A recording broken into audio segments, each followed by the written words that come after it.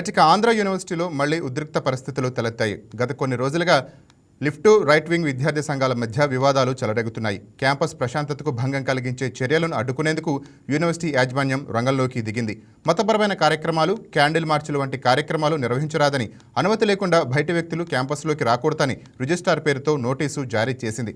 గత కొన్ని నెలలుగా రైట్ వింగ్కు చెందిన విద్యార్థులు ఇతర కాలేజీలకు చెందిన కొంతమంది విద్యార్థులతో కలిసి యూనివర్సిటీ గ్రౌండ్లో కర్రసాము, కవాతు వంటి కార్యక్రమాలు నిర్వహిస్తూ మతపరమైన నినాదాలు చేస్తున్నారనే ఆరోపణలు వచ్చాయి. దీనికి వ్యతిరేకంగా లెఫ్ట్ విద్యార్థి సంఘాలైన ఏఐఎస్ఎఫ్, పీడీఎఫ్కు చెందిన విద్యార్థులు అభ్యంతరం వ్యక్తం చేయడంతో వివాదం మరింతగా ముదిరింది.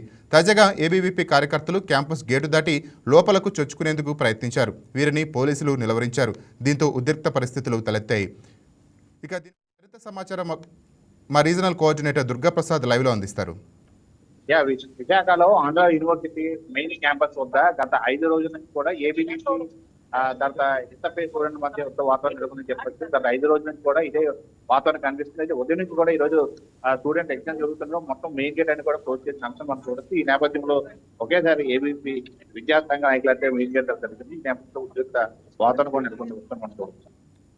ఆంధ్ర విశ్వవిద్యాలయంలో మళ్లీ ఉద్రిక్త పరిస్థితులు తలెత్తాయి. గత కొన్ని రోజులుగా లెఫ్ట్ రైట్ వింగ్ విద్యార్థి సంఘాల మధ్య వివాదాలు చెలరేగుతున్నాయి. క్యాంపస్ ప్రశాంతతకు భంగం కలిగించే చర్యలను అడ్డుకునేందుకు యూనివర్సిటీ అధికారులు రంగంలోకి దిగారు. మతపరమైన కార్యక్రమాలు, క్యాండిల్ మార్చులు వంటి కార్యక్రమాలు నిర్వహించరాదని, అనుమతి లేకుండా బయట వ్యక్తులు క్యాంపస్లోకి రాకూడదని రిజిస్ట్రార్ పేరుతో నోటీసులు జారీ చేశారు.